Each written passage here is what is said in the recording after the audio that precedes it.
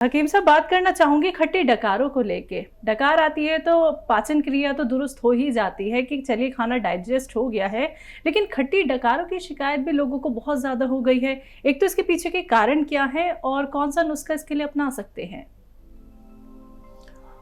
अच्छा देखिए, ये जो हम खाना खाते हैं ये हमारे आमाशय में जाता है और ये सड़ कर खट्टा हो जाता है। और जो कुछ भी हम खाते हैं उसको एक सिरके का रूप मिलता है। सिरका आपने देखा होगा कि वो खट्टा होता है, ऐसा ही खट्टा हमारा ही खाना हो जाता है हमारे पेट में पहुंचने के बाद। अब ये खट्टी डकारें क्यों आती हैं? तो हम जब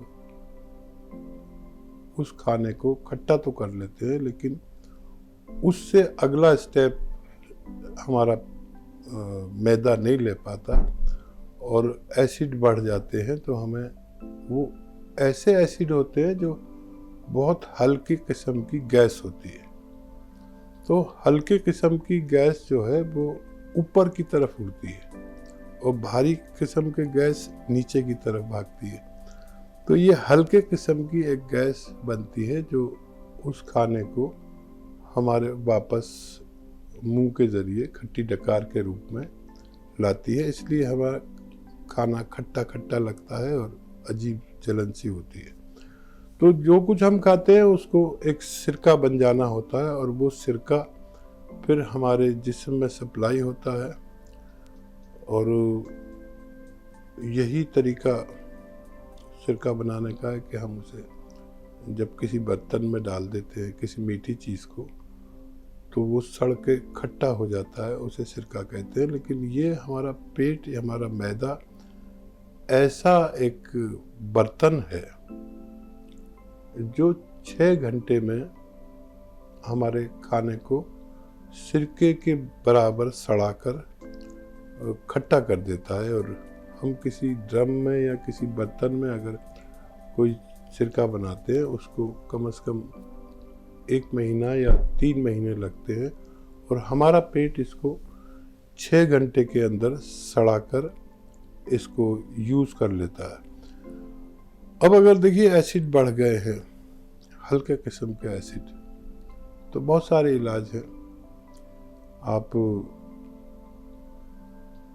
ये खाने का सोडा ऐसे 2-3 चुटकी और पानी में मिला लें और उसमें 1-2 नींबू निचोड़ दें। ये इनो की तरह काम करता है। जैसे आप उसमें नींबू डालेंगे तो वो ऐसे ऊपर को उभर के आएगा, एकदम झाग उठेंगे। तो इनो ये होता है कि खाने का सोडा और नींबू का सत्त, नींबू सूखा हुआ नींबू जो क्रिस्टल के रूप में मिक्स कर देते हैं और जब उसे वो आप उसके पैकिंग को काट कर गिलास में डालते हैं तो एकदम उसमें से झाग उठते हैं। तो ये पी लें, तब उससे भी फ़ायदा हो जाता है। धनिया का 1 चम्मच लें और 1 चुटकी नमक ज़ैतून पी लें, इससे भी आपको फ़ायदा हो जाता है।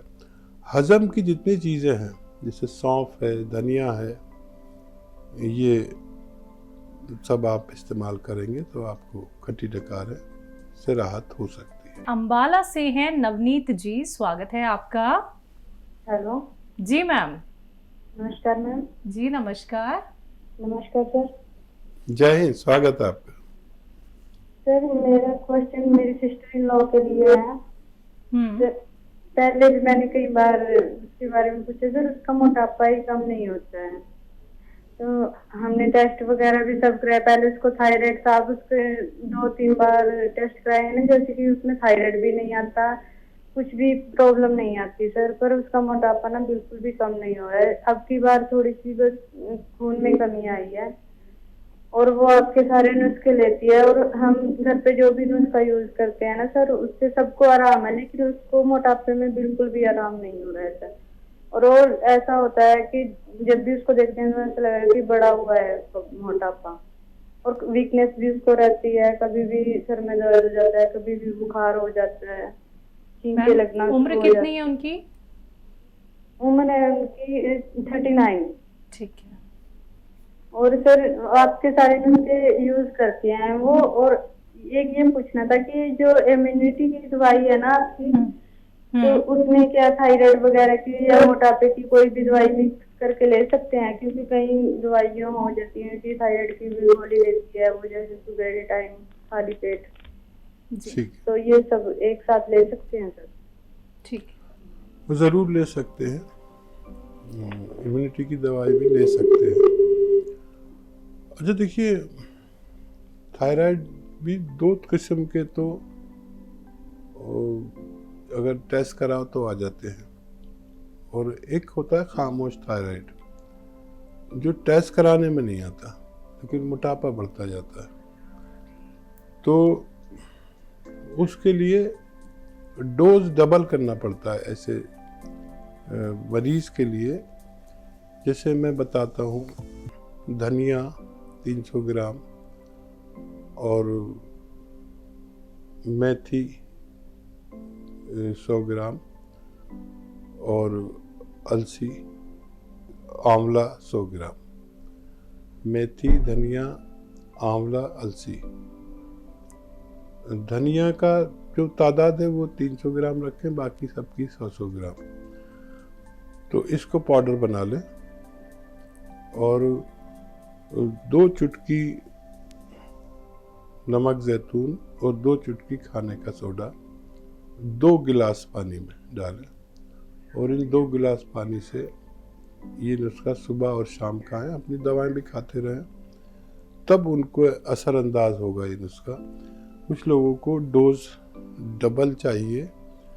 खामोश थायराइड है उनको, और ये खामोश थायराइड हमारे टेस्ट में कभी आता नहीं है, लेकिन जो अलामतें हैं वो खामोश थायराइड की है। पंजाब से हैं वर्षा रानी जी, स्वागत है आपका। हेलो मैडम जी, नमस्ते। नमस्कार मैम। मैडम मेरे 2 सवाल है, काटना मत, तो पहले भी बात हुई है, काट देते आप।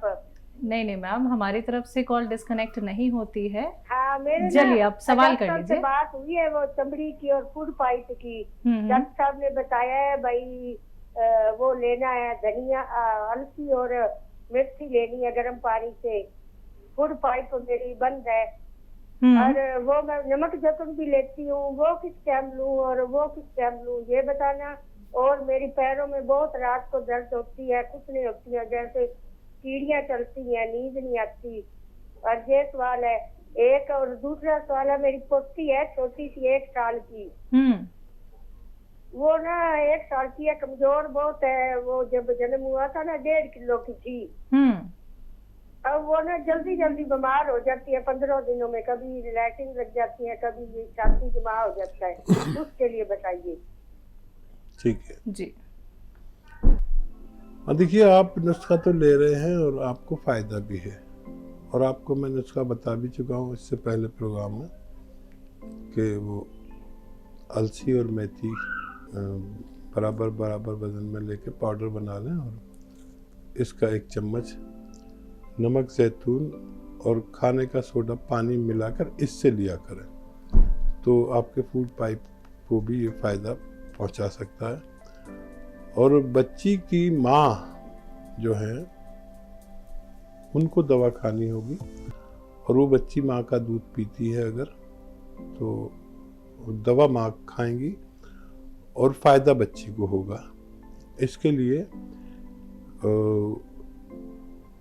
ये जो खसखस है, खसखस तो सभी महिलाएं जानती हैं। 1 चम्मच खसखस और 1 ग्राम गोंद मोरिंगा सफ़ेद दूध में खूब बारीक पीस कर रोज़ाना 1 बार या 2 बार इनकी माँ को खिलाइए, बच्ची की जो कमज़ोर है, और वो बच्ची को दूध पिलाएंगे तो बच्ची को और माँ को दोनों को फ़ायदा होना मुमकिन है। जी। आपके पैरों में दर्द है तो गोंद से आधा ग्राम 2 बार लें तो आपको फ़ायदा मुमकिन है।